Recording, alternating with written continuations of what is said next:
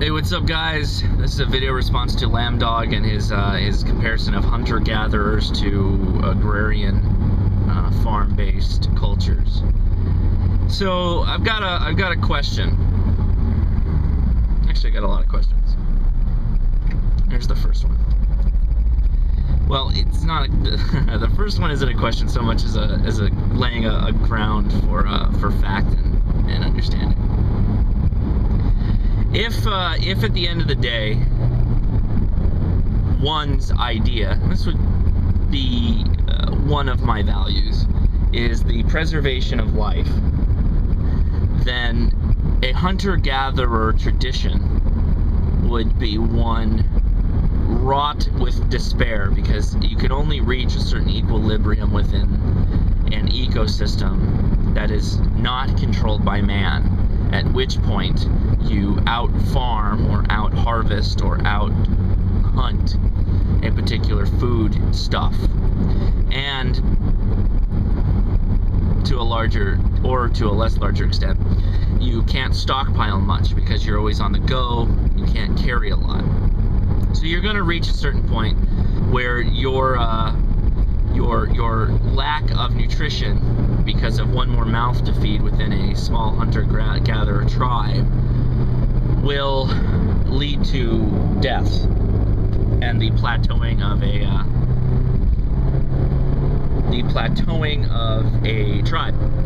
Or if your tribe splits and one goes left, the other goes right, and they shall not cross paths again. Well, eventually they will, because the more they propagate and reproduce, the more they're going to hunt out the species of the animals that they're going with, and so on and so forth. So, I am not a religious man, and I don't quote Bible verses usually ever, but I think you are, and I'm making a pretty big assumption here, and I'm not sure that I'm accurate, but I know at least that you mentioned religion before. Now, there is an understanding, I think, with a lot of Christians that the word of Jesus was that you were to go forth and toil to conquer the land. Now, to me, a hunter-gatherer tribe lives in subsistence with the land. You're just a partner with the land, which, as I mentioned, then you become just another animal. A well-intelligent animal that can develop tools and really be good at taking your prey, but still working very hard to sustain that kind of lifestyle. Versus our intelligence that can be applied to producing more food in a farming type capacity. So going to the agriculture side of things. I'm curious, again, I'm asking a question. Have you ever read the book The Third Wave by, I believe it's Alvin Tolver or something like that? I'd be interested if you have, because it discusses the cycle of, I love things that have cycles. It discusses the cycles of human civilization, particularly jumping from hunter-gatherers to an agriculture-based society to a semi-society of like a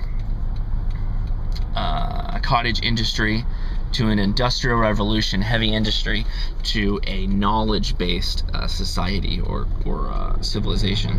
And we are obviously in the knowledge society, because people like me take information and modify it and change it, and that's what I produce. I don't produce a thing. I produce information. I am an information broker, I guess you could say. So, I guess the questions, I'm interested to hear your thoughts.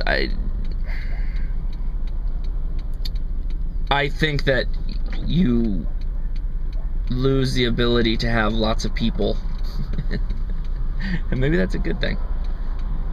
And maybe that's how you feel, because I know that you mentioned that you just want to, if everything's got really bad, you just throw on your pack and get your knife and your axe and you're good to go. So maybe that's okay. Maybe that's okay. Filling a niche and being a part of the animal species in a given area is all right. Which, there's nothing wrong with that. I just wanted to clarify things a bit, because I don't. I don't. I am that guy that likes to work smarter, not harder, necessarily. I know you still gotta work, and I know you still gotta hold on to the old things of the past, because new things break, and they don't always work 100%. But I think it would be a waste of our vast human brain to go back to hunter-gatherer types of systems.